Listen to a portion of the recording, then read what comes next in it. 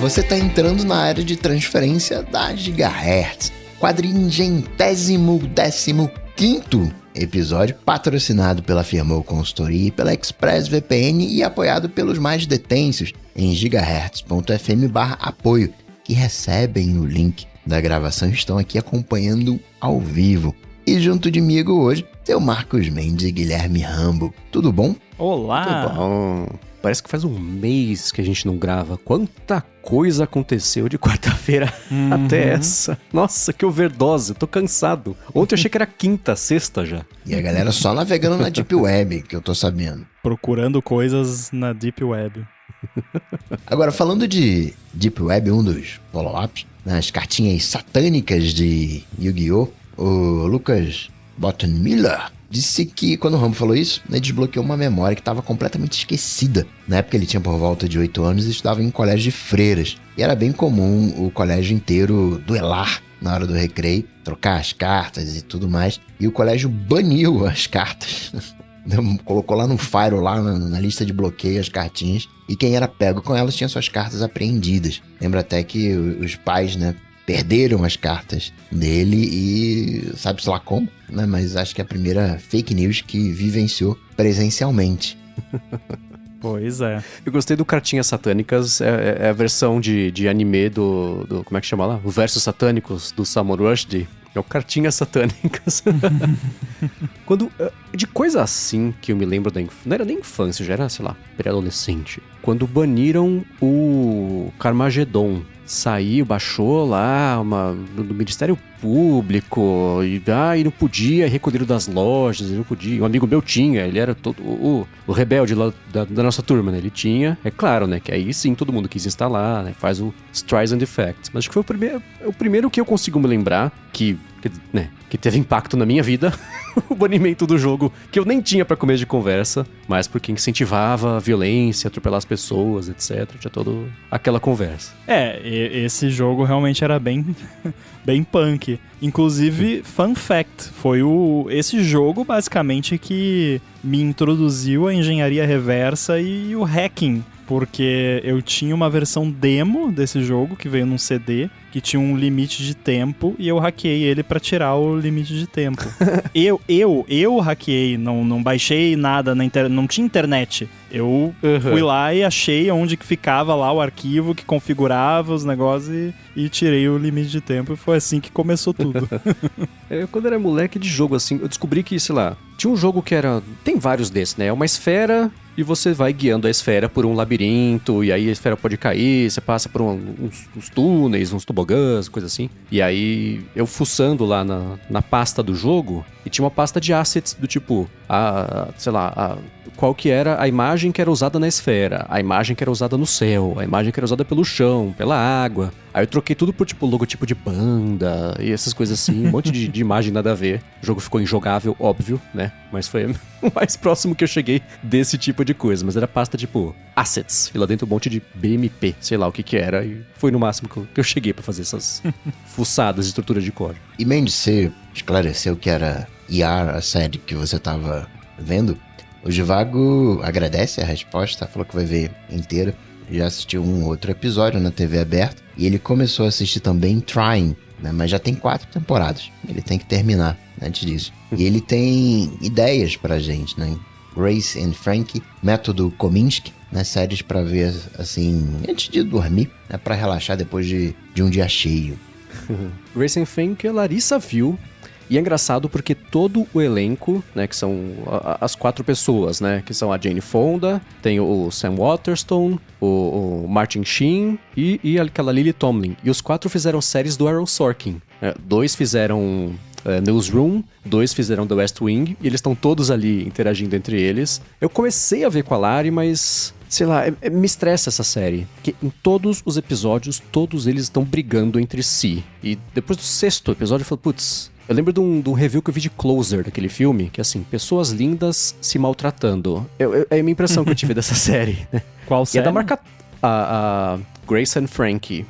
Que ela é divertida, ela é engraçada, mas eu ficava tenso, Com o pessoal brigando o tempo inteiro. É a briga que é o engraçado. Aí, pra mim... E é da Martha Kaufman, que fez Friends, Tem todo um Ela aparece em um dos episódios, inclusive. Então eu fui vendo assim, né? Eu chegava da academia, sei lá, e quando a Lari já tava aqui em casa, ela tava vendo. Eu sentava, via 1, 2 episódios com ela, mas eu sei mais ou menos, assim, por onde a série foi. Aparece o cara do Caça-Fantasmas mais pra frente, eu sei tudo, mais ou menos o que rola ali. E Método Kominsky a gente começou a ver e só não continuou, porque é muito legal, boa, sim. Só ator bom, né? Ela chegou a terminar, quem sabe?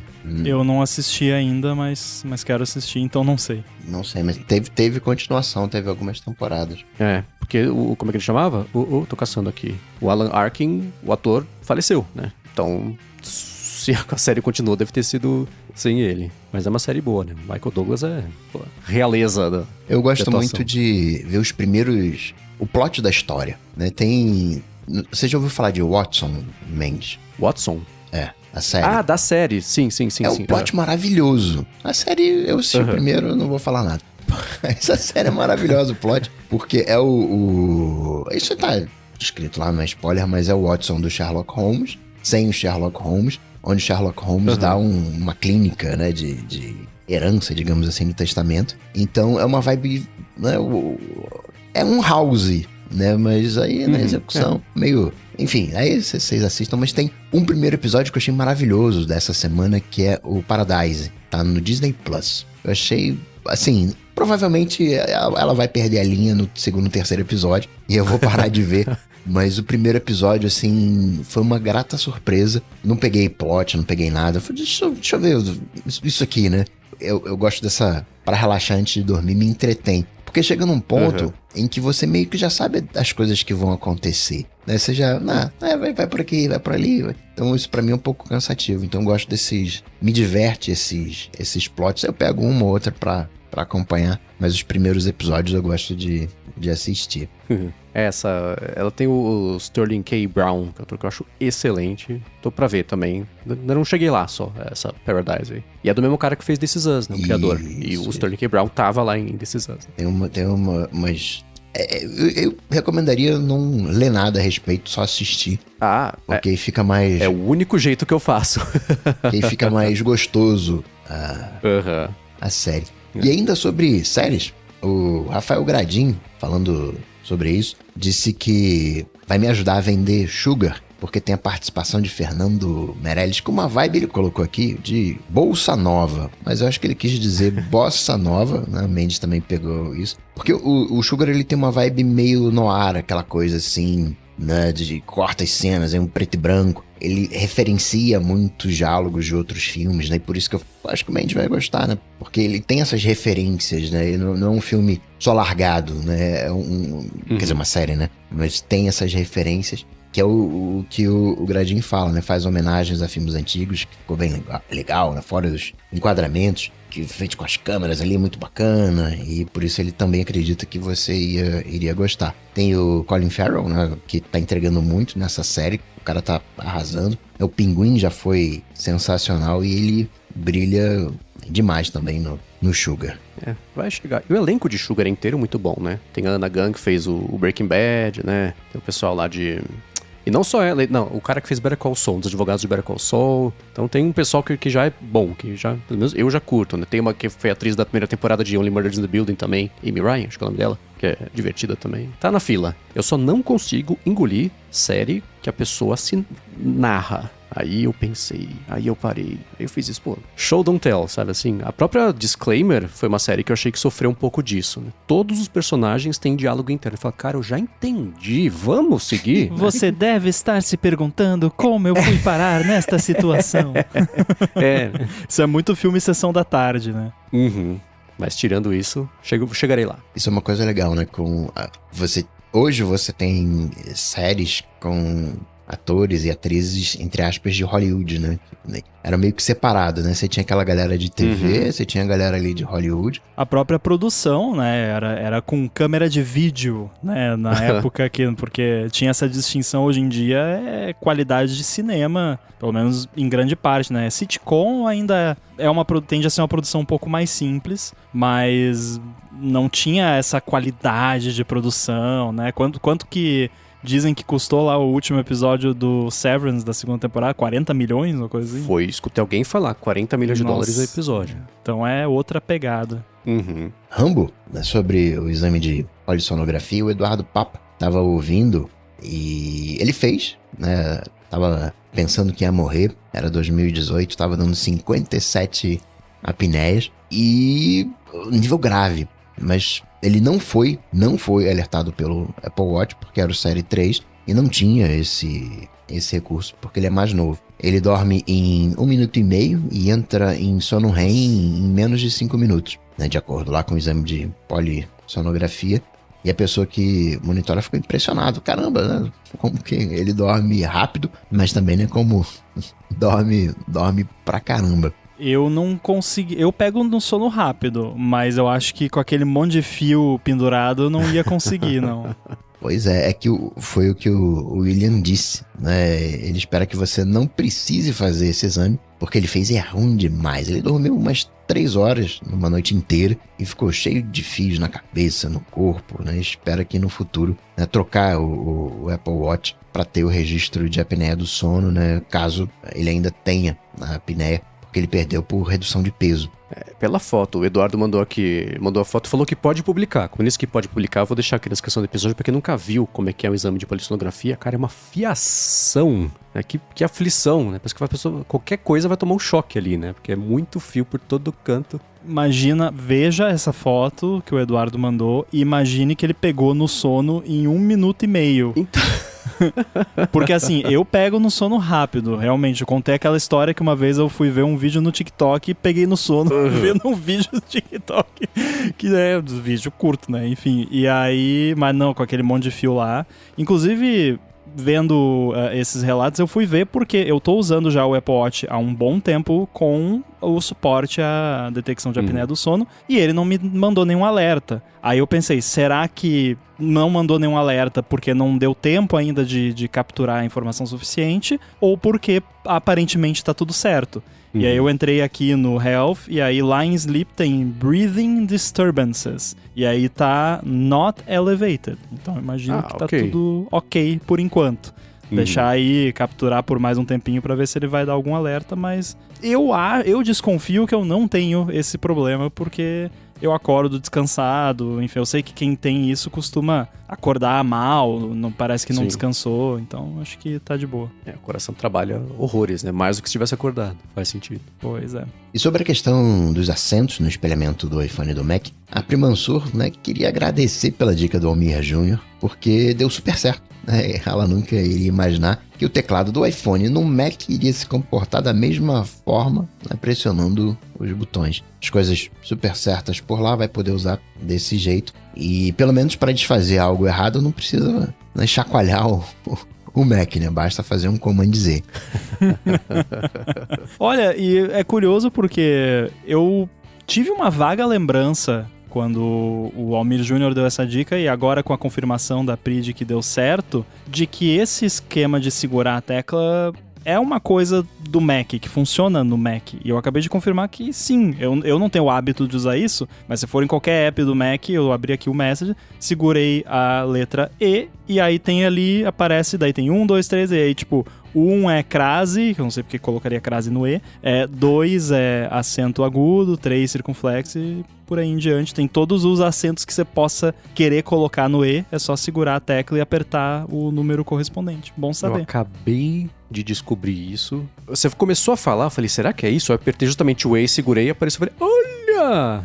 E rola! Que coisa! Interessante o lance de você apertar os numerais pra você acentuar sem que você tenha que... Se apertar a tecla... olha, Por quê? Porque na interface, se eu apertar a seta pra cima, ali, o cursor vai pra linha de cima. Ele não vai pro pop-up pra você ir escolhendo. Então, interessante. Sabe como eu descobri isso?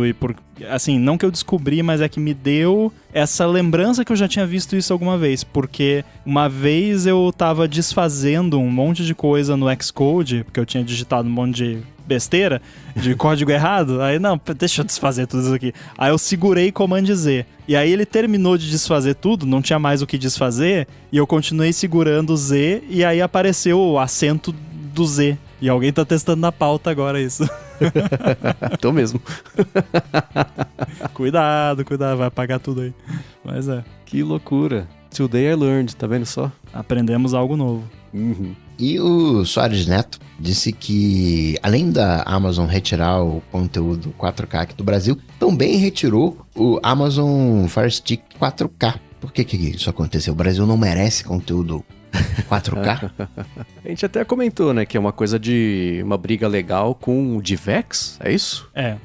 De codificação, etc. Mas é curiosíssimo, além dela ter tirado os conteúdos que ela oferece no Amazon Prime Video, aí a gente consegue entender. Mas parar de vender também o Fire Stick 4K, aí eu falo, mas why? Né? Porque teria que mudar o nome. Mas ele dá suporte a outro... O Fire Stick 4K, ele dá suporte a outros streamings? Ele é tipo uma Apple TV, que você instala aplicativos e você roda? Sim. Ou só dá pro da Amazon? Não, é uma Apple TV. A questão é que teria que atualizar, né?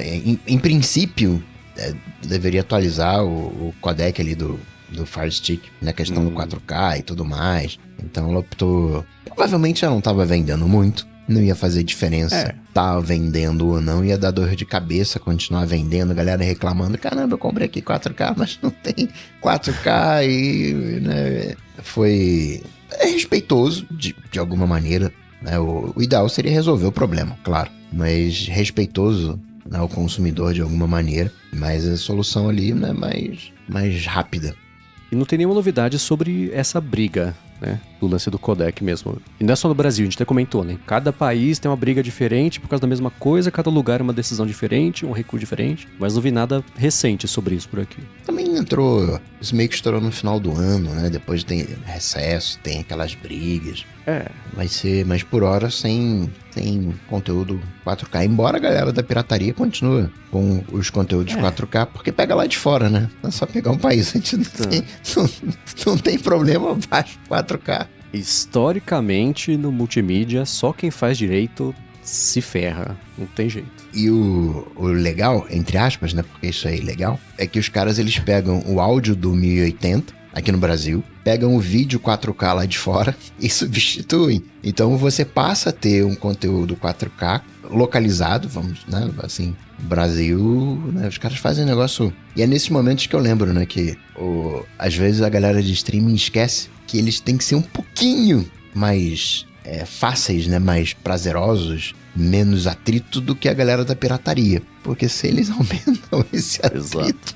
A galera, né, fornece um serviço bem, digamos, íntegro, né, entre aspas. Exatamente. Mas fica bom o sync, o pessoal faz direito mesmo? Os caras são profissionais. Os caras são profissionais. Aí sim. Os caras são profissionais. Esse é um faniquito que eu tenho. Nossa, não consigo prestar atenção em nada se eu percebo que a boca tá mexendo, depois vem o áudio, ao contrário, não dá não. É claro que é inglês e português, né, mas é a sincronia. Porque é o mesmo corte, né, 1080 e 4K é o mesmo corte. A maioria das vezes já tá sincronizado, mas ainda assim a galera tem esse zelo. Bom ponto. Eu sei que eu vou talvez ofender algumas pessoas aqui, mas se a dublagem tiver um pouquinho fora de sync, não é tão grave quanto se o áudio original estiver batendo na boca original e ali tá fora de sync. Aí me dá faniquito. E essa semana teve um estrondo, sei lá como é que a gente pode classificar, um rombo, talvez, um buraco de... baleada. Um rombo de mais de $1 bilhão na Bolsa Americana em função do DeepSeek. Mas antes, tirar um minuto aqui do episódio para agradecer a Firmoo Consultoria, que está patrocinando mais esse episódio do ADT. A Firmoo oferece serviços de contabilidade consultiva e gestão financeira e ela é especializada em startups, desenvolvedores e empreendedores, profissionais liberais e pequenas e médias empresas. Então, você que está pensando em abrir a sua empresa ou desenrolar alguma pendência da vida PJ, do seu CNPJ e tudo mais, a Firmoo resolve. Ela vai, além de oferecer serviços de contabilidade do dia a dia, atua como uma mentora financeira para você e para a sua empresa.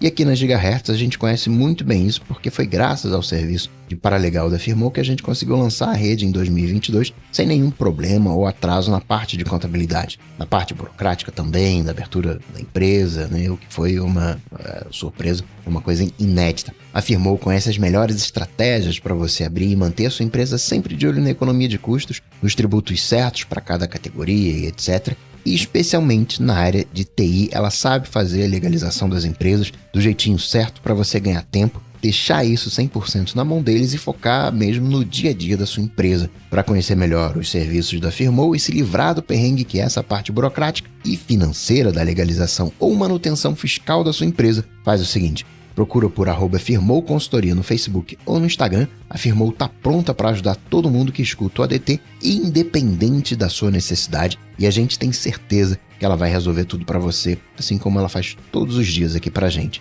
Mais uma vez, @Firmoo Consultoria no Facebook ou no Instagram. Muito obrigado a Firmoo pelo patrocínio de mais esse episódio do ADT e por, literalmente, todo o apoio aos Gigahertz. Valeu. Pois bem, então o seu Trump falou lá, já bateu o martelo e aí a China já revidou. Dia seguinte já mandou, já pegou a Close AI, Close não, é Open, né? Eu agora tô confuso. É Open AI que é fechado, mas o DeepSeek, que aconteceu? Enquanto você tava fazendo aqui a leitura do patrocínio, eu tentei calcular rapidinho. Eu não sei se chegou, assim, rigorosamente em 1 bilhão, o rombo que o DeepSeek deixou na bolsa na segunda-feira, que é o período de... A gente sempre fala, né? O pessoal primeiro entra em pânico, depois entende o que aconteceu. E aí depois começa a volta ao normal. Mas só a Nvidia perdeu 589 ou 598 bilhões de dólares, uma coisa assim. Foi a maior perda, foi a maior perca em um dia na história da bolsa de qualquer empresa. Só esclarecer um detalhe. Você quis dizer que não sabe se chegou a 1 trilhão. Trilhão, né? Exatamente. Exato. Isso. Que o Coca falou, mais de 1 bilhão. Não isso tá foi. Errado, mas foi bem mais de 1 bilhão. Exato, né? E a Oracle foi uns bons 50 bilhões também, então... Assim, foi coisa, né? Então, eu não sei se chegou nesse 1 trilhão. Aproveitem pra comprar agora. E tá, aí na terça-feira subiu, hoje, quarta-feira que a gente tá gravando, já caiu uns 4%. Agora vai ficar flutuando, né? Mas a correção já aconteceu, daqui pra frente deve... O Rambo tá falando, aproveita pra comprar agora, eu vou falar, não é recomendação de investimento. Eu ia falar exatamente isso. Casa. Disclaimer, eu comprei uma quantidade pequena de algumas coisas, mas, né, cada um se vira aí, não é culpa minha. Mas vamos lá. Eu já resumi 30 vezes essa história na última semana, eu quero escutar vocês resumindo agora. Deixa eu ver como é que vocês fazem o papel de resumators do ADT. Vai, Coca. A primeira coisa que eu iria pontuar é que isso não surgiu do nada, né? Não foi algo que no final de semana, caramba, né? A China tá atrás de produzir chips ali de 3 nanômetros e tá falhando miseravelmente, tá aí 5 gerações atrás. Então não é única e simplesmente impor restrições que a China vai fazer uma mágica. Não foi isso que aconteceu. Você tem uma larga pesquisa em inteligência artificial. Os caras lá, eles têm um foco maior em visão computacional. Essa parte de LLM é um pouquinho mais atrasada. E agora a gente viu que não é tão atrasada assim. E foi bem entre aspas, uma pessoa que fez um avanço significativo. Que é a Luo, como é que é? Fan Luo, eu esqueci o nome da chinesa, responsável que ela, basicamente, o que ela conseguiu fazer é que... Vou resumir, isso aqui é resumindo muito e não repete isso pra ninguém que tá muito errado. Mas é como se a OpenAI fizesse força bruta. E a mulher conseguiu fazer de um jeito... né, conseguiu fatorar, quebrar a criptografia dentro... né, desses computadores quânticos que a gente brincou semanas atrás. Mas não repete isso pra ninguém. E não fui eu que falei isso. Tá muito errado isso. Mas foi isso. E muito mais barato de você treinar. Né? Se colocou um empecilho, né? Acho que é a H100. O Trump falou, China não pode usar a Nvidia H100. Ou alguma coisa assim. E a Nvidia falou, tá bom, não vou dar H100 pra China, mas vou dar V100, que é a mesma coisa. H800 chama a placa. O GPU. É igual, mas é diferente. Né? Enfim, e a China conseguiu. A gente fala China, a gente gosta de colocar, né, nomes nessas coisas, mas foi lá um avanço. E tem toda a problemática chinesa que a China não reconhece direito autoral, então saiu chupinhando o conhecimento de todo mundo, igual a galera que faz. Porque a OpenAI não treinou com dado das outras pessoas, com coisa roubada da internet. Não, imagina. Então chupinhou dado de todo mundo, pegou... né, refinou o resultado com o próprio resultado da OpenAI, digamos, né, de outros LLMs, e fez isso de uma maneira aberta. né? Não começa do zero, não é um trabalho do zero. Se não tivesse lá o Llama da vida, não teria o DeepSeek. Ele vem como uma evolução em cima desses trabalhos também de código aberto. É código aberto. Isso significa, tem um lado bom e um lado ruim. O lado bom é que você vai poder fazer qualquer coisa.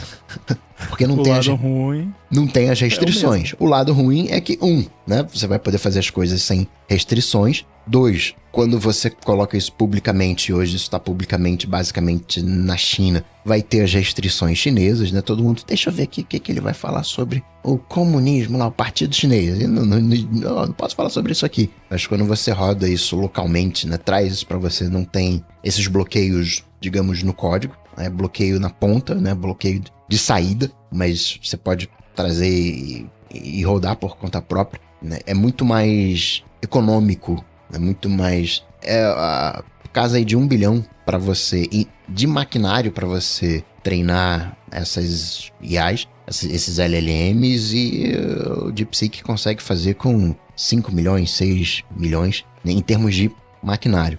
E muito mais rápido também o treinamento. Então é um avanço... Aquilo que a gente...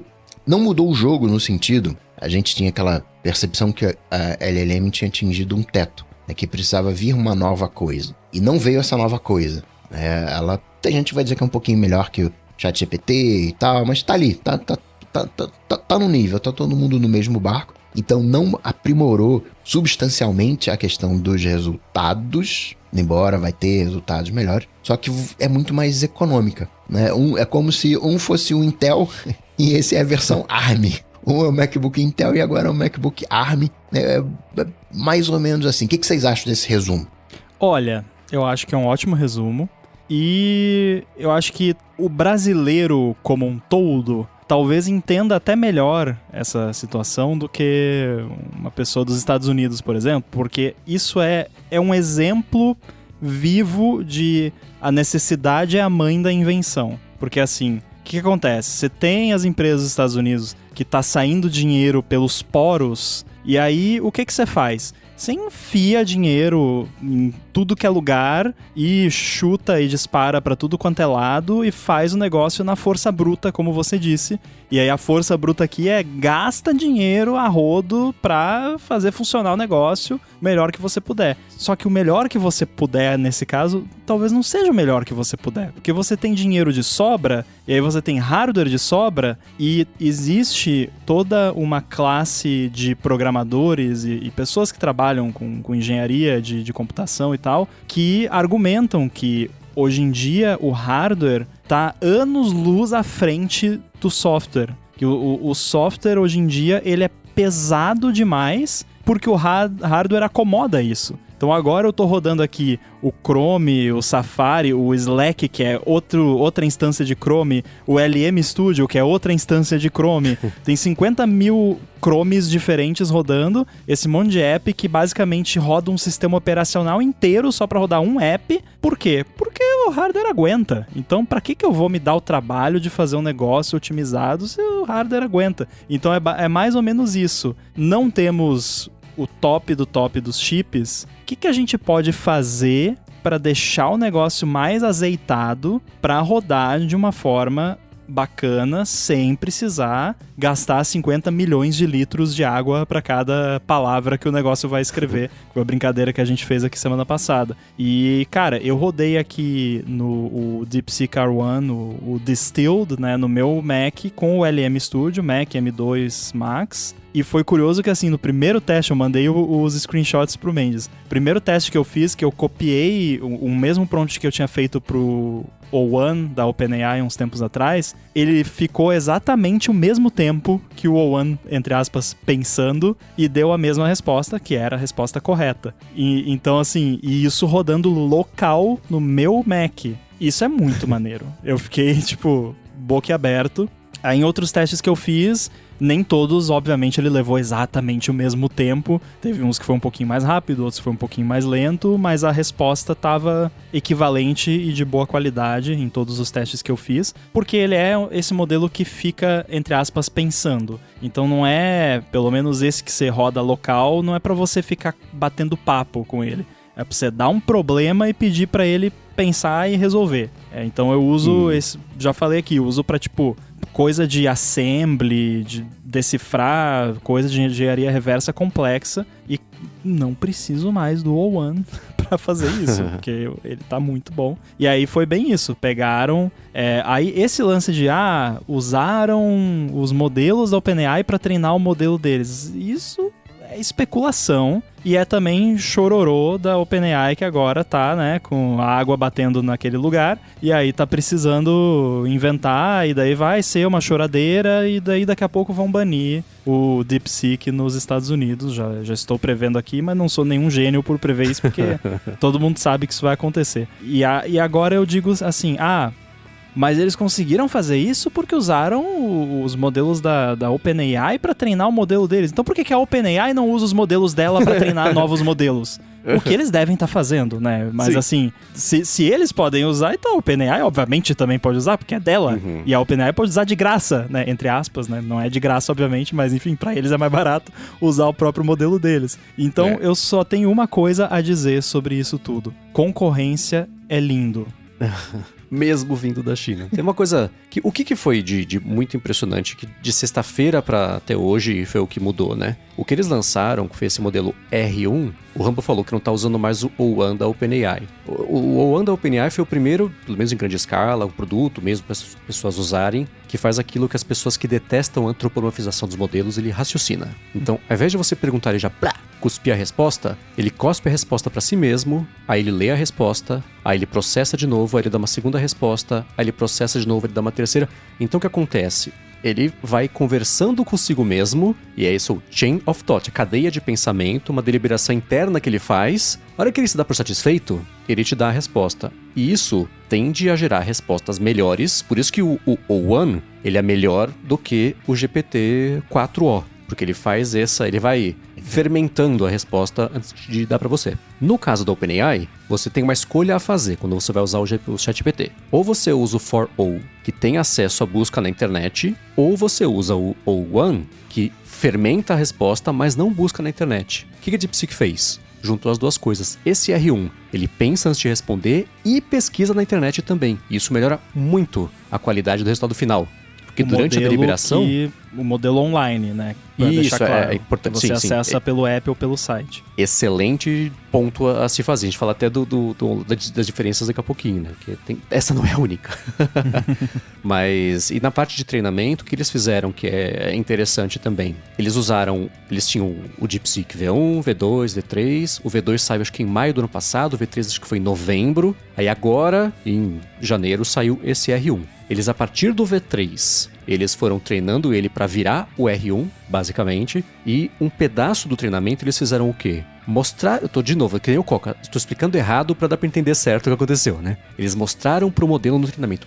Isso aqui é uma cadeia de pensamento, com exemplos muito bem curados e precisos e específicos, e daí para frente o modelo foi se treinando numa estrutura que penalizava ou recompensava ele, dependendo da forma como ele respondesse. Quando ele misturava idioma, por exemplo, ele era penalizado. Era um problema que ele tinha antes, né, de misturar idioma, começar a responder em inglês, ia para chinês, ou português. Era uma zona, né? Especialmente quando você interagia em português, por exemplo, que tem bem menos ênfase, por motivos óbvios de treinamento, do que em inglês e quanto menos em chinês, com um modelo desse tamanho, né? Então, essa estrutura de fazer ele próprio e se treinando com as respostas que ele ia gerando com base naqueles primeiros dados feitos por humanos com muito cuidado e atenção, né? E a OpenAI está reclamando que o quê? Que na hora de treinar o modelo, eles usaram os outputs do ChatGPT para ajudar a ter um corpo ali para poder fazer o treinamento, e que eles não poderiam ter feito isso. E aí tá o mundo inteiro falando, explica de novo, né?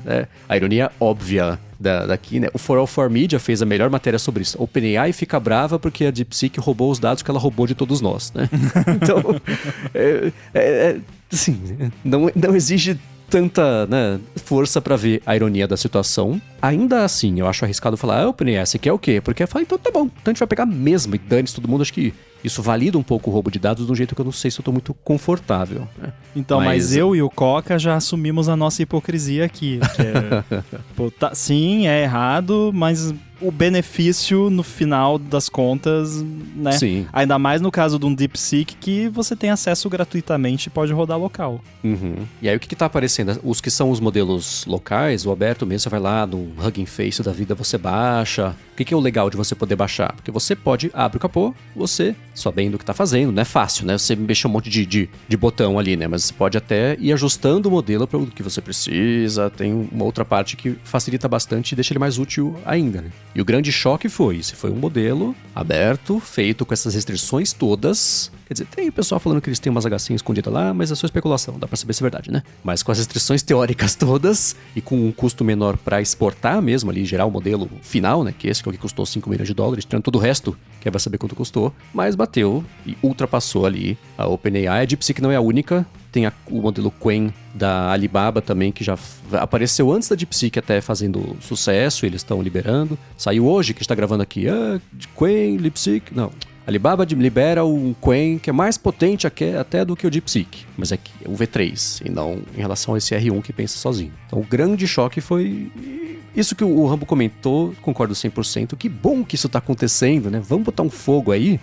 O mercado vai falar, então vocês precisam de dinheiro infinito? Eu acho que não mais. Olha o pessoal fazendo ali com algodão, cuspe e fita crepe e conseguiram fazer a mesma coisa que vocês, né? Então não vamos te dar dinheiro infinito, tá aqui um limite. E isso vai fazer mais gente ainda se interessar. Agora que viu que dá pra fazer, quem sabe a Apple acorda.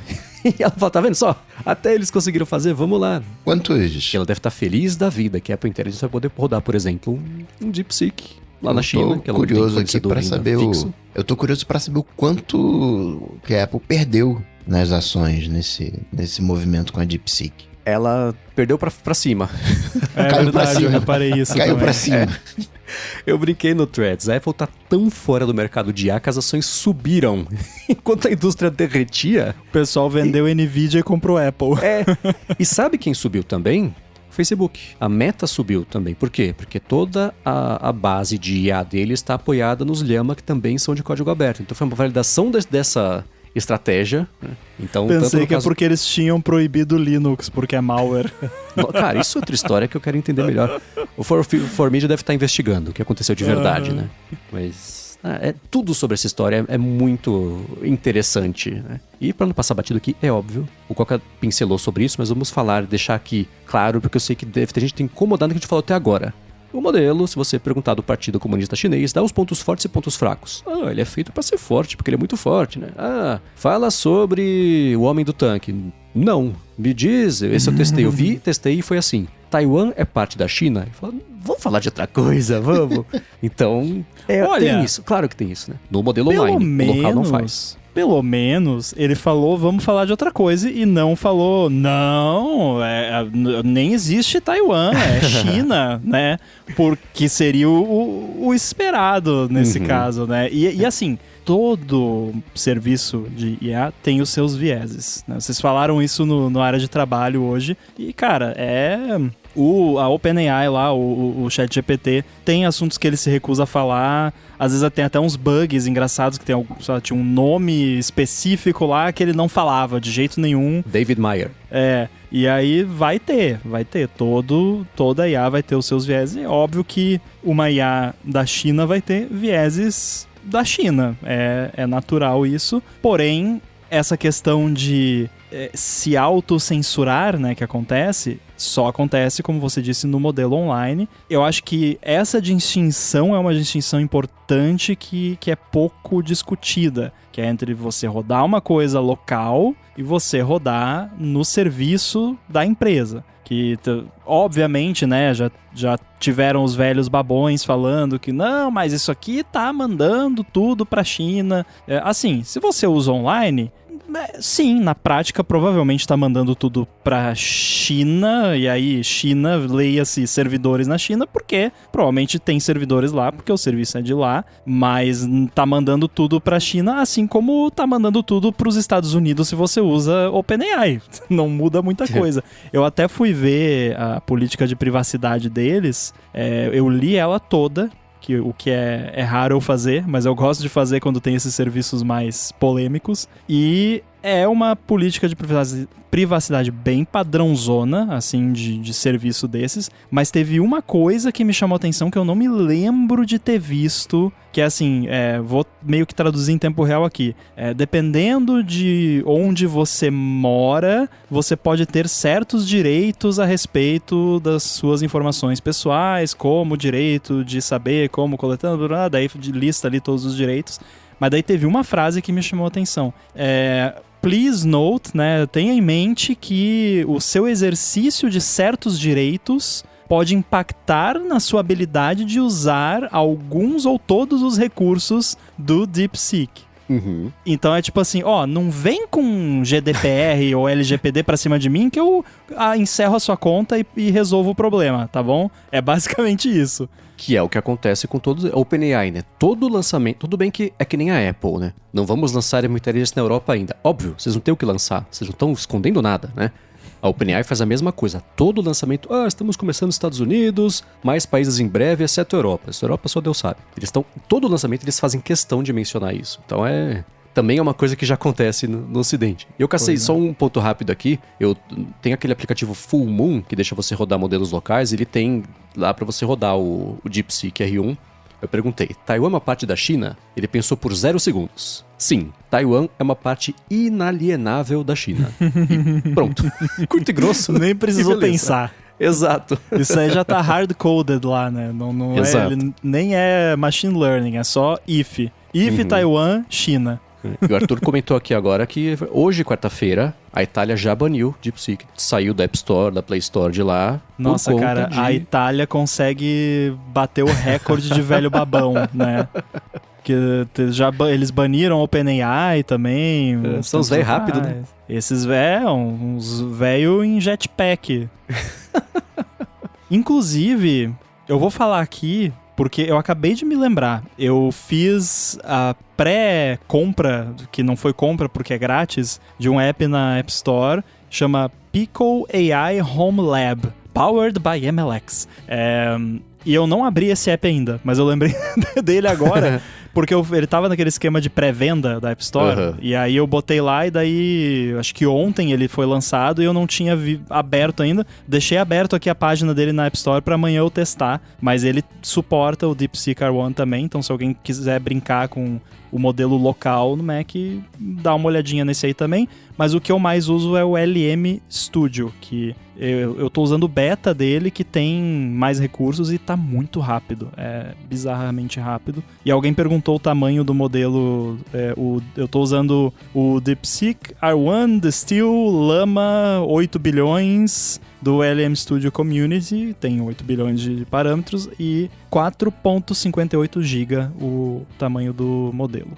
Bem, ok. Rodando no iPhone, tem esse Full Moon, tem 2 opções do DeepSeek para você baixar, que um é destilado do Qwen, na verdade os dois, né, são destilados do Qwen, que é esse modelo do Alibaba, e um 4-bit e 8 bits, e o outro são 8 bits, também tem a opção de você usar o Llama ao invés desse do DeepSeek. Então a opção não falta. Tem, claro, o aplicativo mesmo que tá... Eu tô surpreso que ele tá até agora, em primeiro lugar, na App Store brasileira. Passou o Temu, inclusive.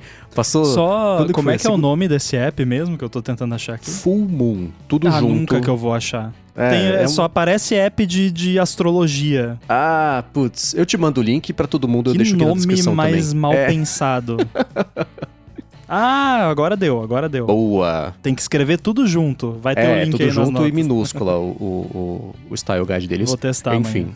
Então tem vários jeitos. Tem o aplicativo da DeepSeek mesmo. E eu vou fazer aqui uma previsão com base em absolutamente nada. Ele foi baixado muitas milhões de vezes, né? No mundo inteiro, Play Store e App Store. Eu garanto que metade das vezes as pessoas não abriram mais nos últimos dias. Todo mundo baixou porque todo mundo estava baixando, porque todo mundo estava baixando, porque o pessoal abriu, fuçou, fechou e não vai mais abrir.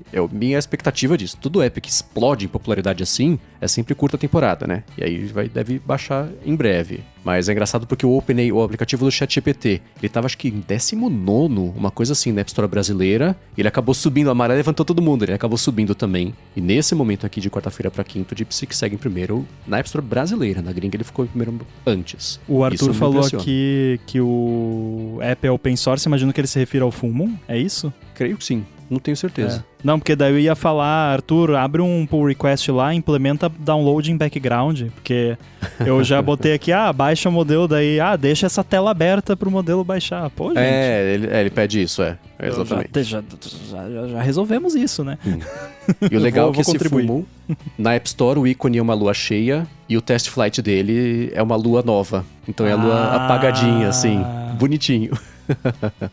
Boa. Agora, eu tava na dúvida sobre o que mais dava pra trazer aqui pra gente discutir e falar a respeito. O Arthur de Vigir lembrou de uma coisa importante. Agora à noite, de quarta pra quinta-feira, saiu lá no Wired que o DeepSeek deixou um banco de dados crítico exposto e vazou 1 milhão de registros, incluindo logs de sistema, envio de prompts de usuários e chave de API também do pessoal que usa as APIs. Aí eu vou fazer um comparativo. Lembra na pandemia, quando cada 3 horas e 45 minutos e 8 segundos tinha um bug catastrófico diferente de segurança e uma falha grotesca no Zoom?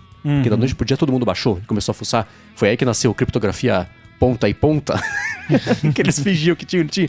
Eu desconfio que vai ser a mesma coisa. Ainda mais com eles deixando todo mundo bravo. O OpenAI deve estar espumando pelas orelhas de raiva. Então, essa não vai ser a única história dessas que a gente vai ver. Eles vão ser vítimas do próprio sucesso, eu acho. Não precisa usar a desculpa de porque China, né, pra banir.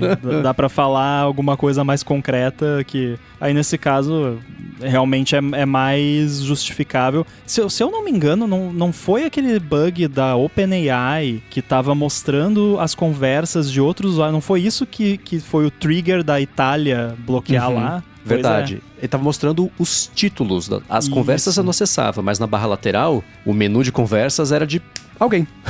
Você acessava lá, aí tinha os títulos, os resumos das conversas de outras pessoas. Não precisa ir longe. Teve um bug no App Store Connect uma vez da Apple que você acessava lá e você via os apps de outro desenvolvedor e conseguia ver quanto que tava ganhando, a versão que não lançou ainda. Então, assim, todo mundo passa por isso.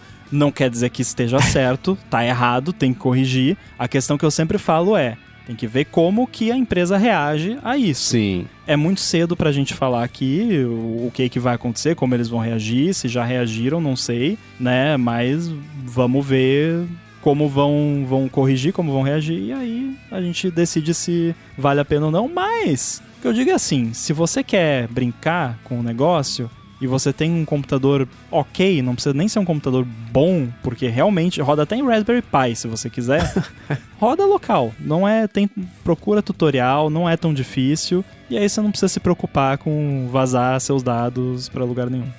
Acho que talvez ir mais um pouquinho fundo nisso, porque eu vi, por exemplo, eu tava conversando com a Bia hoje durante a gravação, e ela falou que as pessoas... é de código aberto, mas aí, mesmo assim, se você baixar e rodar, vai saber o que tá indo lá pra China, coisa assim. eu acho que não é assim, né? Não é o caso.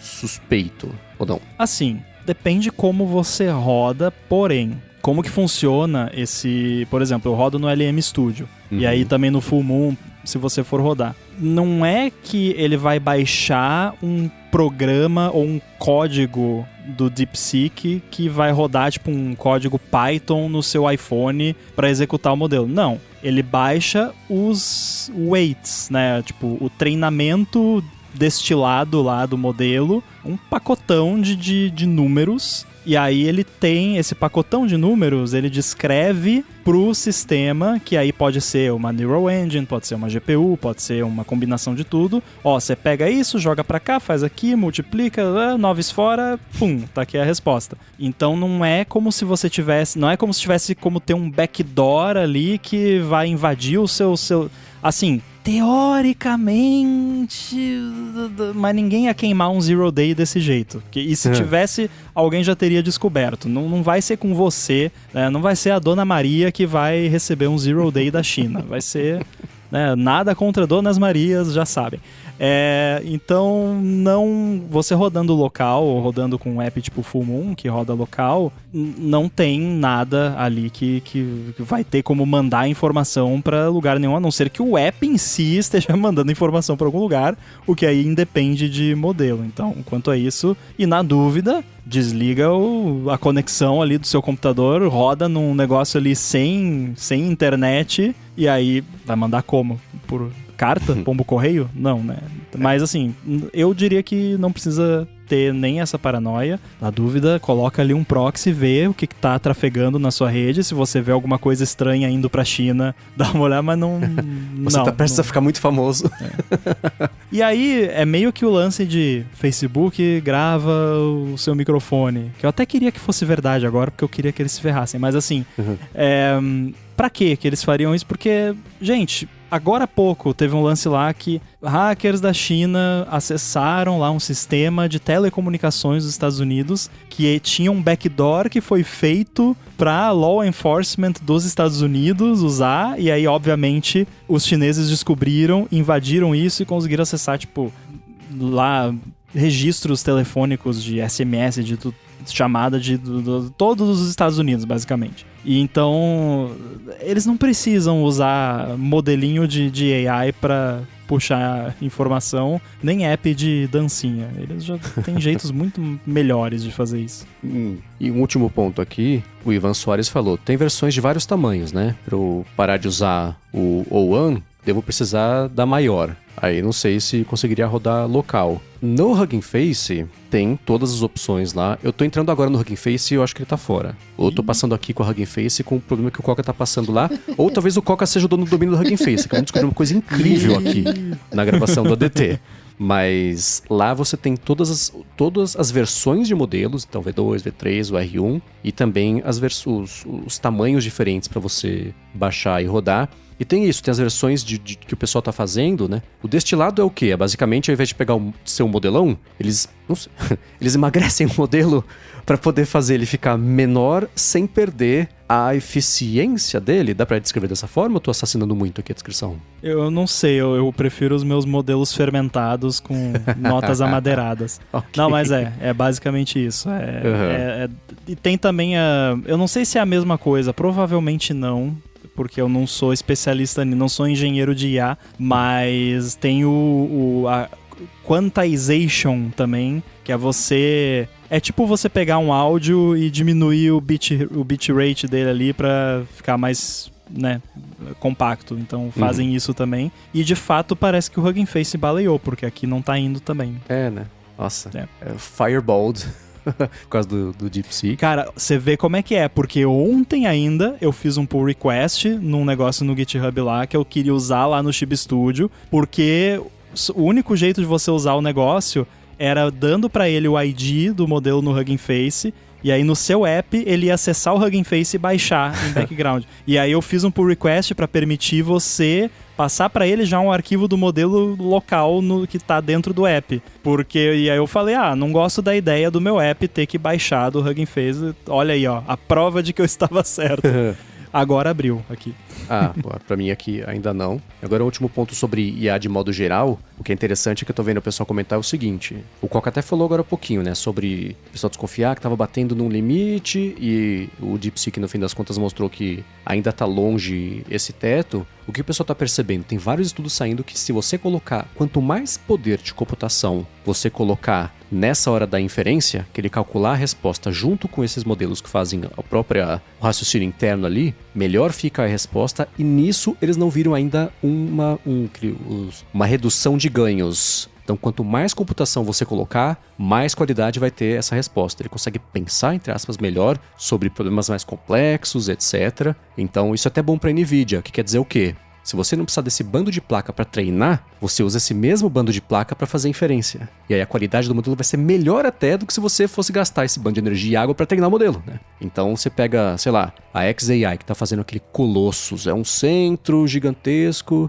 É aquilo, é o coleguinha da escola que tem todos os carrinhos de coleção, todas as coisas, não vai usar nada, mas tem as coleções porque tem a grana para gastar, né? Mesma coisa. Estão montando esse Colossus gigantesco com uma quantidade invejável de placas H100. Eles vão poder usar isso para disponibilizar o modelo, o Grok, e ficar mais inteligente com botar mais cálculo de resposta. E é por isso que a OpenAI falou, tô perdendo dinheiro com o plano de $200, porque acaba sendo caro você fazer isso na hora que está rodando ali cada uma das respostas, né? Então é um equilíbrio difícil. Mas ela própria falou, ficou 95%, 98% mais barato fazer um modelo no intervalo de 18 meses. Então, tudo tá conspirando a favor para essa evolução rápida, o que por si só, o pessoal já vê um risco também, né? De segurança e etc. Mas isso pode ficar para outro episódio. Sobre tamanho de modelo local, eu tava olhando aqui no LM Studio, e aí as versões do DeepSeek que ele recomenda, porque tem outras, mas tem as que ele diz, essas eu sei que rola. Aí, todas têm o mesmo tamanho de download, não tem... não, tem um aqui que é maior. Curiosamente, o DeepSeek Coder V2 Lite é o mais pesado deles. O Lite é o mais pesado, que é de 10.36 GB, mas ele tem quase 16 bilhões de parâmetros. E esse aqui é aquela arquitetura MLX, Runtime MLX, que roda bem rápido. Eu vou baixar amanhã, não agora, durante a gravação, e vou fazer mais uns testes aqui. Eu sei que, assim, a ventoinha do Mac ligou quando ele tá pensando, a ventoinha chega a ligar porque você vendo ali no Activity Monitor, a GPU fica no talo, mas só a GPU. É GPU total, assim, CPU ele não usa nada. Então, tá bem otimizado. E para quem quiser rodar local, que a gente falou, várias opções aqui, eu recomendo o LM Studio. Eu acho que ele é bom tanto para quem é usuário mais introdutório, mais básico, quanto para developer. Ele tem 3 modos de operação. Ele tem o modo User, o modo Power User e o modo Developer. E aí cada modo ele aumenta a quantidade de botões para você fuçar. Então se você deixar no modo User, você só escolhe um modelo que ele já recomenda ali, os que ele acha que funcionam melhor, ou você bota ali na busca DeepSeek R1 e baixa um que você quiser, manda ele carregar o modelo e aí você tem um chat. E é isso, bem simples. E tem para Mac, Windows e Linux. Então, pra tem para todo mundo. É. Excelente. Então, depois desse DeepSeek, parti aqui pros hashtags AlôADT, mas antes, tirar um minuto aqui do episódio para agradecer a ExpressVPN que está patrocinando esse episódio do ADT. A ExpressVPN oferece 2 grandes vantagens, que são uma conexão segura para você navegar e a possibilidade de você usar a internet como se estivesse em qualquer país do mundo. A privacidade, todo mundo já sabe, quando você se conecta especialmente a um Wi-Fi público. Geralmente seus dados são o preço da conexão. Com a ExpressVPN você protege a sua conexão e você passa a usar o seu dispositivo, seja computador, seja celular, tablet, Apple TV ou até mesmo um aparelho de TV, com tudo criptografado como se você estivesse numa espécie de modo anônimo permanente. Isso quer dizer que ninguém consegue rastrear a sua atividade e nem olhar para os dados trafegados. Já a parte de você poder se conectar como se estivesse em qualquer lugar do mundo é ótima, porque você pode acessar o catálogo da Netflix como se estivesse nos Estados Unidos, por exemplo, que é diferente do catálogo que ela disponibiliza aqui no Brasil. A mesma coisa para outros serviços de streaming, não só de vídeo, como de música também. E, ao contrário, também funciona. Então, se você estiver fora do país e quiser acessar um vídeo do YouTube, por exemplo, que só está liberado para o Brasil, no ExpressVPN você vai na lista de uns 100 países que ela oferece, seleciona Brasil, ativa e pronto, dá para ver o vídeo. Uma preocupação que muita gente tem com o VPN é como isso afeta a velocidade da conexão. E isso é uma coisa com a qual a ExpressVPN também se preocupa. Por isso, ela oferece uma conexão rápida, sem atraso, conexão estável, confiável e conexão segura ainda por cima. Para conhecer melhor a ExpressVPN, faz o seguinte: acesse expressvpn.com/adt e com esse link você vai ganhar 3 meses grátis na assinatura do plano anual. Você tem 30 dias para testar também e ainda por cima, assinando por meio desse link, você ajuda aqui o podcast. Então, acessa lá expressvpn.com/adt, garante seus 3 meses de graça na assinatura do plano anual e começa a navegar pela internet de forma segura, sem ninguém bisbilhotando o que você faz. Muito obrigado, ExpressVPN, pelo patrocínio do ADT e pelo apoio a toda a Gigahertz. Valeu! Valeu! Pois bem, o Mailson Dantas foi lá em gigahertz.fm/feedback e mandou um hashtag AlôADT. E você pode usar esse /feedback para mandar também suas impressões sobre o DeepSeek. No caso, o Mailson fez um hashtag AlôFeedback pedindo socorro.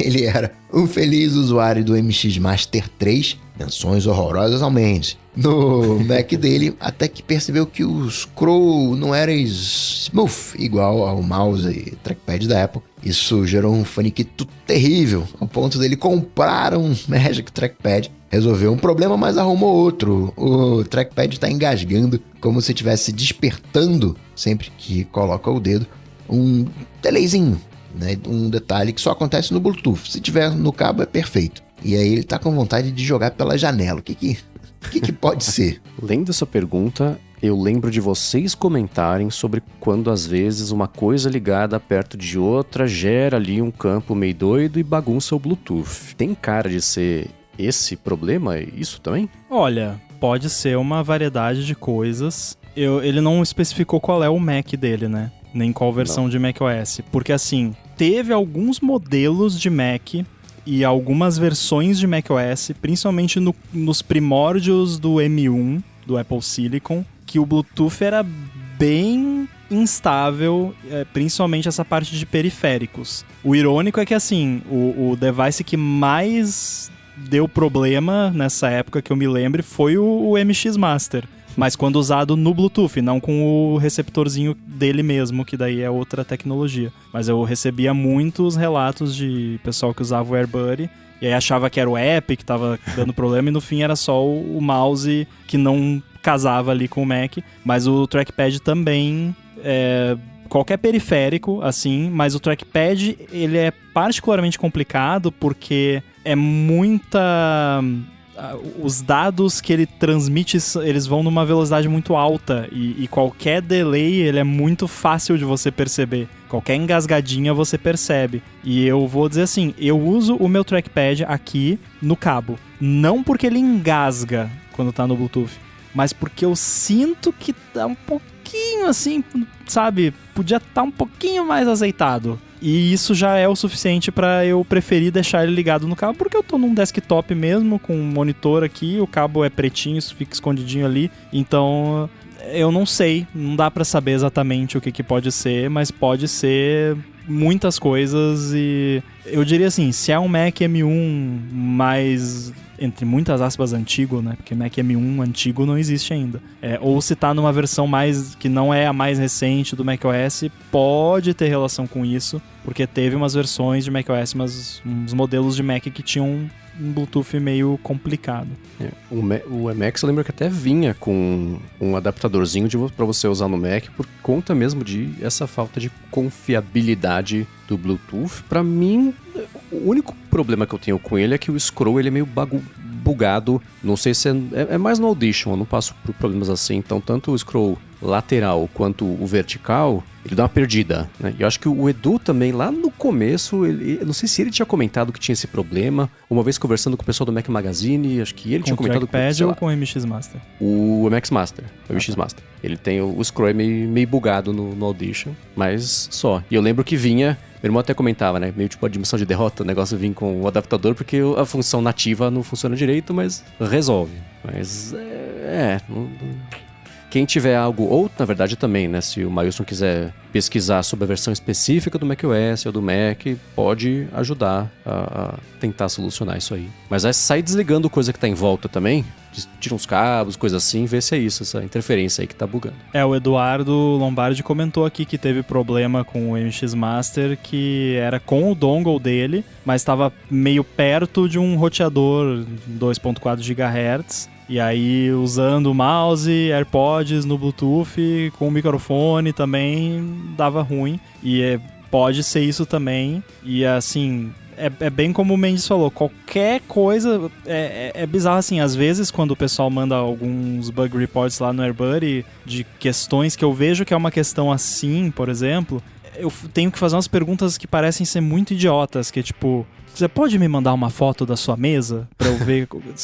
Porque assim, tipo, daí você olha, o que é aquele cubinho ali no cantinho?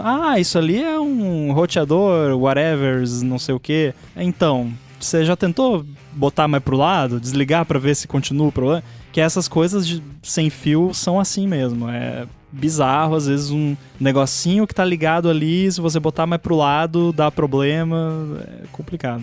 De repente, quando ele aperta o trackpad, refaz a conexão, e a outra coisa que tá dando interferência para de funcionar, né? Então, de repente, não, cara, meu telefone sem fio para de funcionar às vezes. Ou tem alguma coisa que tá deixando o corpo dele carregado com estática, aí quando ele encosta no trackpad, a estática descarrega no trackpad e dá uma resetada no trackpad.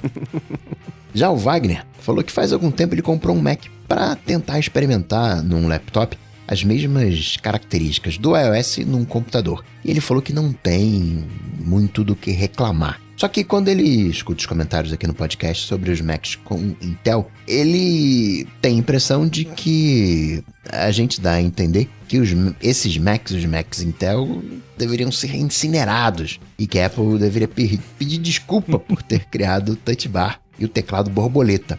A máquina é um MacBook Pro Intel i7 de 2019 e ele quer saber qual o problema desses equipamentos. Olha, eu não acho que a Apple deveria, que esses Macs deveriam ser incinerados. Até porque eles fazem isso sozinhos. Isso aí. É. Tentando roubar minha piada aí.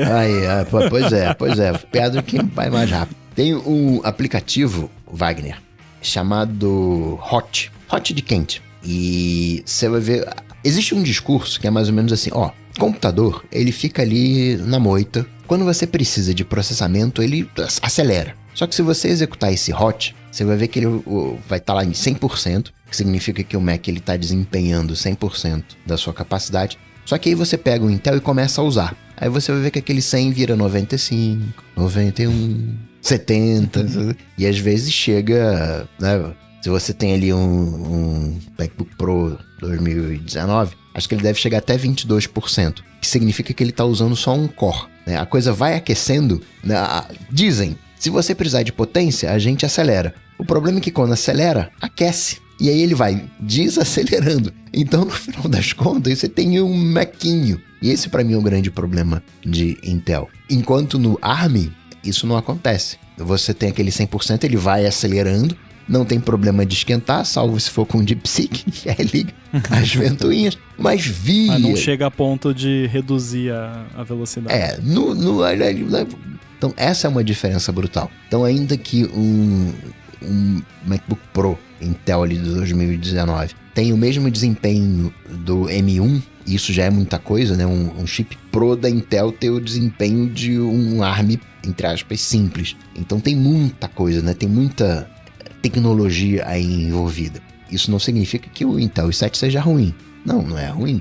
Eu, pessoalmente, adoro o Touch Bar. Para mim, deveria voltar a Touch Bar. Eu também gostava. Teclado borboleta, eu te falo que eu preferia um perfil um pouquinho maior, mas nunca tive problema com o teclado borboleta. Mas aí é história. Você vai lá e tem lá... Os dados dizem que tem problema. É que assim... Eu gostava do teclado borboleta. Eu gostava do feeling dele, mas eu tive problema. Eu tive um Mac que eu tive que trocar, mas eu gostava do teclado como feeling pra digitar, assim.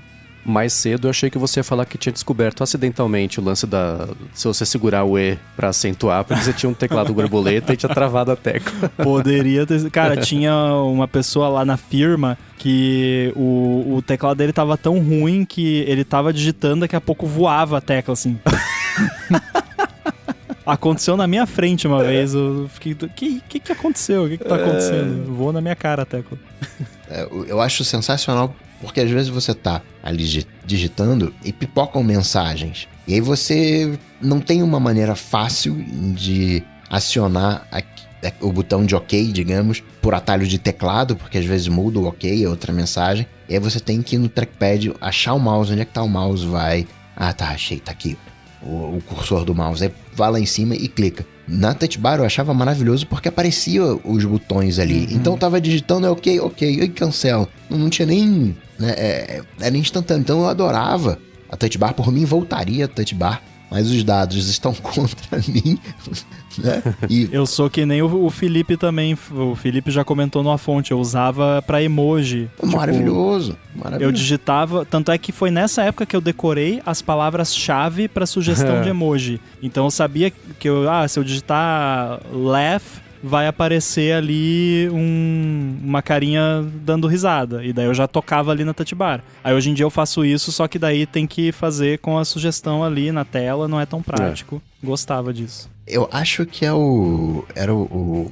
Agora eu não vou lembrar, mas acho que era o Better Touch Tool. E permitia que você personalizasse a touch bar de acordo com os aplicativos. Então você montava um set de atalhos para aquele... Bastava você entrar no aplicativo que aparecia aquele set personalizado, aquele set de atalhos para aquele aplicativo. Maravilhoso, né? Então, eu gosto mais, do ponto de vista Intel i7. É uma baita máquina, não precisa incinerar por esse motivo, salvo que vai ter autocombustão. Mas fora isso, é uma máquina maravilhosa. Agora, eu acho... Isso tudo que a gente falou aqui faz sentido, é correto, é válido, mas assim, da questão do Wagner especificamente, é tudo uma questão de perspectiva. Porque assim, a gente usou Mac Intel por muitos anos e tal, e aí começou a usar M1, Apple Silicon, foi evoluindo e a gente sabe a diferença que faz no nosso dia a dia, porque a gente viveu esses dois mundos. O Wagner, pelo comentário dele de querer um laptop com as mesmas características do iOS, eu imagino que ele não chegue no ponto do Hot ficar em 10%, que nem você falou. Então, e não tô falando isso pra menosprezar nada, é só questão de como cada pessoa usa a máquina, né? Então, se você tá satisfeito com o seu Mac Intel, e eu sei que ainda tem muita gente que tá satisfeita com o seu Mac Intel, maravilha! Continue satisfeito e continue usando, você vai usar ele por muitos e muitos anos ainda. E aí um dia você pega um Apple Silicon e aí você vai ver que realmente tem uma diferença, mas não precisa, por enquanto tá de boa. E cá entre nós, aqui, todo mundo já usou esse notebook na perna e ficou preocupado com a sua descendência. Porque aquele negócio esquenta independente do que você esteja fazendo. Isso é verdade. Quão ruim era o computador? Eu fiquei infértil. Mas o problema, esse lance de referência que eu ia comentar, porque o problema não era os Macs Intel, era a Intel. Por muito tempo, a própria Apple falava, assim, não falava, né? Mas dava a entender o seguinte: eu sei que faz tempo que não tem computador, mas pô, a Intel fala que vai lançar o chip, a gente prepara aqui pra lançar o computador. Eles atrasam. Então, por muito tempo, a Intel foi tida como a culpada de ficar segurando a evolução do Mac. E aí, quando veio o M1, foi o livramento, né? E aí não ajudou a Intel, que além de ser um livramento, melhorou bastante, né? E acelerou a melhora. E o primeiro salto, especialmente de chips da Intel pro M1, foi uma coisa inacreditável. Então isso também contribuiu, né? Foi mais a fama do que na prática mesmo, coisa de desempenho, problemas assim. E tinha a inversão também, que assim, aqui está o novo chip da Intel, que computador a gente faz com esse chip? Agora não, agora tá aqui o computador que a gente quer fazer, que chip a gente precisa para fazer esse computador, né? É outra coisa. A única vez que aconteceu isso na era Intel foi com o MacBook Air. O primeirão lá, que até o carinha da Intel foi lá no palco, mostrou lá o bolachão do chip, porque fizemos um chip especial só para, né, um projeto especial só para... Aí rolou, né, dessa vez, e foi uma coisa incrível, foi uma inovação para época, mas nem se compara com a Apple poder fazer o chip que ela quiser, que esteja dentro das possibilidades físicas, né? Agora, quem quiser saber do negócio do Thermal Throttling que o Coca falou, é fácil. Você vai no Activity Monitor e você olha Kernel Task, Kernel Underline Task. Se aquilo ali tiver, tipo, 400%, 500%, 600%, é porque tá Thermal Throttling. Porque o que é aquilo? É o próprio kernel do sistema fazendo de conta que ele tá usando um monte de CPU, mas ele, na real ele não tá usando, mas ele faz de conta que ele tá usando pra não ter pros outros processos. É assim que eles fazem o Thermal Throttling. Então é fácil de ver se tá rolando, e no Apple Silicon acho que eu nunca vi isso acontecer, mas no Intel era comum olhar ali kernel task, 500%. Uso capião do processamento. Se você procurar lá no Google, vai achar um monte de post em comunidade da Apple. Por que o kernel task tá usando 500%? O que eu fiz? É. E já o Pedro Alves quer saber se tem alguma coisa tão útil no dia a dia, seja gadget, algo eletrônico, automação, que quando a gente vê alguém sem, a gente já sai julgando. Por exemplo, ele só passeia com um guia da cachorra dele presa num cinto, porque já vem com a guia. E é tão prático, seguro e confortável que quando ele vê gente sem, ele já julga, principalmente se for cachorro grande. Outro exemplo, ele julga quando a gente diz que não tem lava-louça. Não consegue conceber. Lava-louça é coisa de maia, né? Na época dos maias. É bom ouvir podcast enquanto lava a louça. Não, Rambo. É bom ouvir podcast largado no sofá. Termina de jantar, já vai pro sofá, não tem que ir pra pia. Lavar a louça é o maior quebra-clima que existe. Claro que é uma brincadeira, só pra descontrair. Contar um segredo aqui, ó. Você não precisa lavar a louça logo depois de comer. Quando eu fui fazer a reforma no apartamento, quando eu comprei o apartamento, a primeira coisa que eu falei pra arquiteta: qual é a maior cuba de pia que você consegue encontrar? Exatamente. Dá pra dar banho no Yoshi na pia se quiser. Então, foi isso que eu fiz. Mas assim, eu tenho faniquito de louça acumulada, eu não deixo. Nossa, sim. Não costumo deixar. Mas sei lá, é porque eu acho que esse lance de lavar louça é muito hábito. Se um dia eu tiver, eu tenho certeza que eu não vou mais conseguir ficar sem depois. Mas como eu nunca tive, e aí, quando eu fui fazer aqui, talvez pensamos até em colocar, mas aí tipo, é porque são 2 pessoas só. Então a quantidade de louça é muito pequena. E a ideia de... Ah, não, mas daí você vai botando ali e lava tudinho de uma vez no final da semana. Mas que nojo, dá faniquito. Tipo, pô, tem um negócio ali com um monte de louça podre. Eu sei que vai sair limpinho depois, mas pra quê, sabe? Então, pra quem tem uma família maior... Sabe quando eu sinto falta de uma lava-louça? Quando tem algum evento, assim, convida uma galera pra jantar, daí faz janta, sobremesa, que eu não... Comigo não tem negócio de pratinho de plástico, não. Tem que ser prato e talher de verdade. Adulto. É adulto. Então, e aí daí fica uma quantidade considerável de louça. Daí seria legal ter uma lava-louça, mas fora isso... Não. Pra lavar louça, meu problema, já falei aqui, fica com cheiro de lavar louça. O copo, assim, não dá. Eu acho... Tem não, isso pra mim também. não. Eu lavo na mão mesmo. E eu detesto acumular, tanto que assim, a gente acaba de gravar DT, enquanto o processo áudio eu faço o quê? Eu vou lavar a louça, eu volto, eu faço edição sem edição. Não consigo me dar... É faniquito, assim, imagina as bactérias se multiplicando e vazando da pia, sabe? Eu acho terrível, não consigo não. Quando eu tô cozinhando, eu já vou lavando, assim... Normalmente quem lava a louça é o Rafa, porque sou eu que cozinho, né? Então tem que ter... Mas coisa do preparo em si não fica praticamente nada. Eu já vou lavando tudo e deixando limpinho. Mesma coisa aqui, assim, como eu escuto podcast lavando louça, eu lavo a louça porque eu escuto podcast, né? Então eu falo pra lá, deixa aí que eu lavo, né? Então geralmente quando eu e a Lari vamos fazer a janta, a gente vai cozinhando, etc. Começa com uma loucinha, eu já vou ali, né? Já mudo a tarefa, já começo a lavar toda a louça, a gente termina de cozinhar, tá tudo lavado já. É uma maravilha, é só depois lavar os pratos. Mas dá e a panela. O Mate falou aqui, minha máquina de lavar louça é o Superfeed da Gigahertz. Boa. Excelente. Mas respondendo à pergunta original, eu julgo quem não usa modo escuro. Eu olho alguém na rua, tá com o telefone, interface, tá mexendo no, sei lá, no iMessage, no modo claro, eu falo, por que você tá fazendo isso? Na rua de dia? Não, né? Mas é que na rua de dia eu ainda uso o modo claro, porque fica ruim de enxergar o modo escuro. Fica quebrada pra mim. Qualquer interface branca não funciona. A pessoa com WhatsApp branco, nossa, parece que abriu errado. Bugou, sei lá, o CSS, sabe? Eu julgo mesmo. Não consigo conceber que alguém se sente mais confortável usando o modo claro. Tô exagerando, estou brincando, mas... Isso. Eu julgo a pessoa que eu vejo usando um Android com a fonte Comic Sans. Isso eu julgo. Eu julgo quem passeia com o cachorro, com a guia pendurado na cintura, no cinto. Como é que você manobra o cachorro? Pois é. Você tem que ficar rebolando? Pois é, assim, acho que o julgamento é que o único motivo para você colocar a guia na cintura é se você é um passeador de cães. De cães. Vou julgar, Coca. Minha cara não escondeu o julgamento agora. Língua, o cérebro, esse que é o problema, né? O cérebro é mais rápido do que a língua na correção.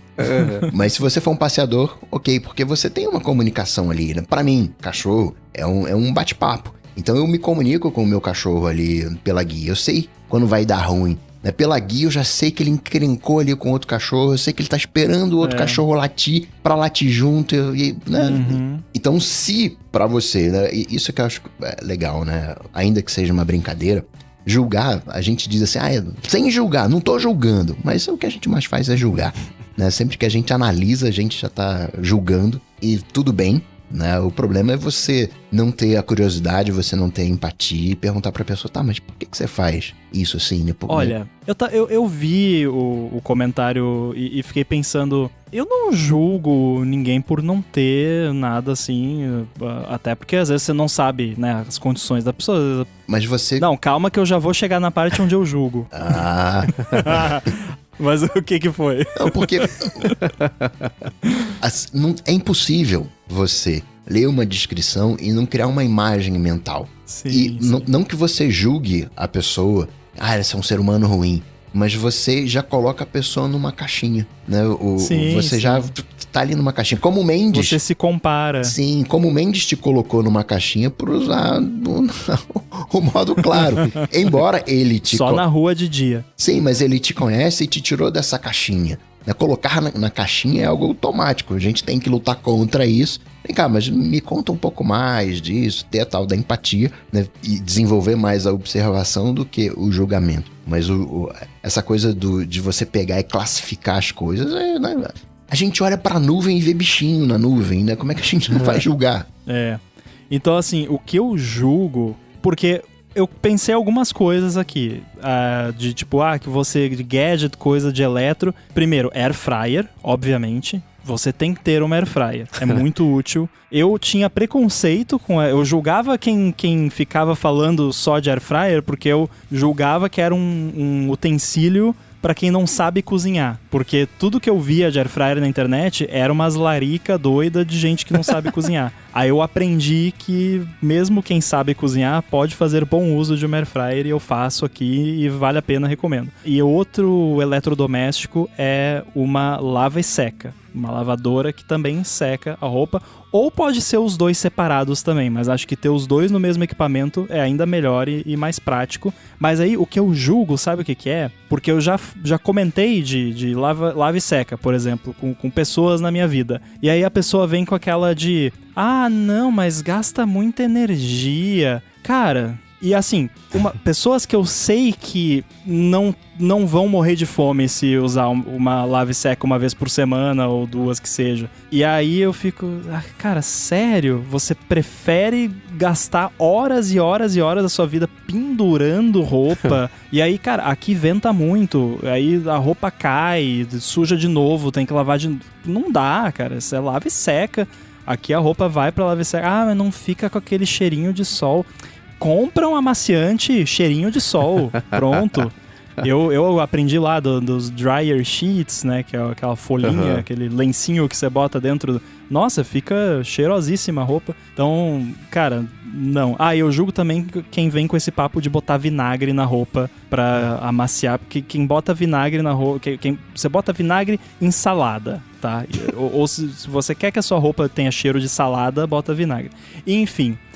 eu julgo quem tem as coisas e não usa. Quem tem ar-condicionado e, não vou ligar porque gasta muita energia. Aí, disclaimer, pessoas que eu sei que têm condições de arcar com aquilo, e 2, estou ignorando o fator ambiental para provar o meu ponto, tá? Eu sei que tem essa questão também.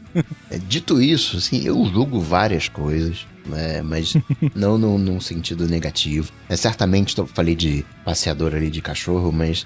Certamente, se você tem um cão mais velho, se você quer desenvolver outra relação com o seu pet, enfim, tem vários motivos para você adotar. Isso talvez até, né, tá tudo bem, né, esse julgamento. Isso de percepções, né, como o Wagner, que não tinha MacBook, e pegou o MacBook e ficou, cara, isso aqui é muito legal, mas porque ainda não pegou um ARM. Eu tentei usar a lava-louça há muito tempo, mas era hoje acredito que esteja diferente, até pelo relato do Pedro. Acredito que ele não esteja no Brasil, porque Estados Unidos, né, você vai lavar banheiro, não tem ralo. Eles limpam tudo lá com produtinho. Não, você passa esse produtinho aqui que limpa isso, passa aquele outro. Você tem 28 produtos para não jogar água no banheiro e lavar. Um pouco conflitante. E aqui a gente não tinha, na época, a gente não tinha detergente apropriado para máquina de lavar. Porque às vezes você faz, sei lá, uma pizza, uma lasanha, fica aquela coisa mais encrostada ali, mais difícil de tirar. Hoje você já tem, né, detergentes que, entre aspas, dissolvem a sujeira ou alguma coisa assim. Então vai passando por evoluções e acredito, né, hoje que esteja bem bacana a lava-louça. Tenho vontade hoje de ter uma lava-louça, mas ainda não chegou no ponto. Mas uma coisa que eu não consigo me segurar é desktop. Seja mobile, ou seja de telefone, assim, eu vou dar uma olhada. Inclusive, quando eu tô gravando vídeo, alguma coisa, eu removo todos os ícones, eu removo o dock. Tento gravar só o aplicativo ali, enfim, né, o que tá em foco, porque eu saio caçando, por que esse cara tá usando esse aplicativo? Por que ele usa esse, não aquele outro? Aquele outro é muito melhor, por que ele tá usando esse? E sai, não é pra julgar no sentido que a pessoa é a pior pessoa mais execrável do mundo e merece ser presa, mas é desse entendimento, assim, pô, será que esse cara sabe alguma coisa que eu não sei? Por que ele... assim... Eu julgo mesmo, seja no elevador, né, transporte público ali, eu tô em pé, a pessoa tá sentada, eu olho o smartphone, fico ali acompanhando, né, e os ícones ali, vejo se eu consigo achar qual é a lógica do processo para ele. Ele colocou os aplicativos mais importantes de cima para baixo, ele colocou meio que de baixo para cima ali, onde o polegar alcança, ele organizou por cores. A primeira vez que eu vi uma pessoa que organizou os ícones por cor, eu tive um troço. Eu falei, cara, por quê? Não faz sentido. Ele colocou, esse aplicativo não tem nada a ver com o outro. O que tem de comum? Ah, não, peraí, pela cor? Não, ele não fez isso pela cor. Isso é muito... Não dá. Não, mas pra pessoa faz sentido. E, né? Ah, sim, o roxo tá na terceira página. E entra, tá tudo bem. Então é um julgamento leve, né? Nesse sentido, mas a gente emite julgamento. E desktop, a maneira como a pessoa arruma a sua área para ser mais produtiva é uma coisa que eu tenho muita curiosidade. Cara, você falou um negócio que o meu dock do Mac, ele segue a mesma lógica da minha home screen do iPhone. Não tem uma explicação, assim, por que esse tá aqui, esse tá aqui, esse tá aqui. É porque, assim, é onde a memória muscular vai. E é assim há anos, e tá assim e vai ficar assim. Aí, às vezes, eu boto alguma coisa a mais, ou tiro alguma coisa. Tipo, agora tem o iPhone Mirroring no meu dock, que não tinha antes, porque eu uso ele. Mas, assim, a posição onde ficam as coisas não segue uma lógica. É onde meu dedo vai, né? No caso aqui, o dedo movendo o cursor do mouse, porque o Mac ainda não é touchscreen. Então é isso, é uma questão de lógica. Mas eu acho que o Arthur, o grande Giva, que está nos ouvindo aqui, ele mandou uma que todo mundo vai concordar. Eu julgo quem mata app no iPhone. Também, bem lembrado. Mas daí não é julgar não ter alguma coisa, é julgar hábitos. Mas eu sou que nem o Coca, eu fico sacando também o que as pessoas usam, como é que funciona. Não, mas é tipo o Watson ali, né? A gente fica encafifado, mas por quê? Assim, é um diálogo interno, assim, surgem 10 vozes na cabeça ali, dialogando pra tentar entender. Eu sou curioso. Mouse frame, eu aproximo, o que as pessoas estão conversando, o que é? Cara, por isso que eu aprendi na era de ouro do meu Twitter lá, quando eu postava as coisas de Apple e tal, eu aprendi a analisar profundamente tudo que eu vou postar antes de postar, isso vale tanto para a parte escrita quanto principalmente para imagens, tanto fotos quanto screenshots, de tanto povo ficar lendo entrelinhas que não existem e de tanto ficarem vendo alguma coisa ali em screenshot e tal. Ah, o que é isso aqui? Que é isso? E aí, ou às vezes teorias da conspiração malucas e tal. Então, cara, cada foto que eu vou postar publicamente, screenshot e tal, eu olho 20 vezes cada pixel pra ver se não tem nada ali que não precisa estar ali, a não ser que seja a intenção. Ah, vou deixar um negócio no cantinho aqui pra brincar. Mas se não for a intenção, tudo tem que ser milimetricamente calculado. Então, mas por que quem tá vendo não sabe se você deixou um easter egg ou se deixou uma coisa passar, sem querer. Tudo julgado, né?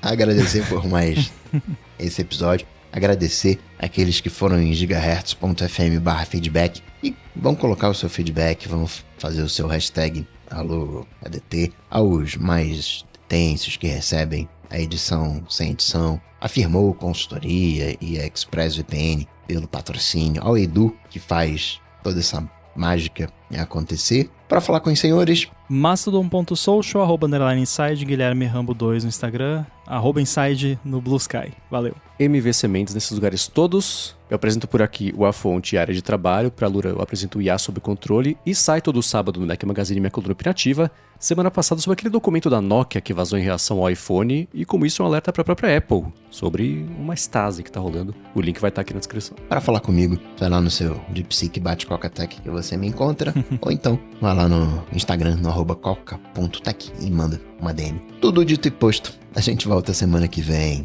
Tchau, tchau. Falou! Valeu!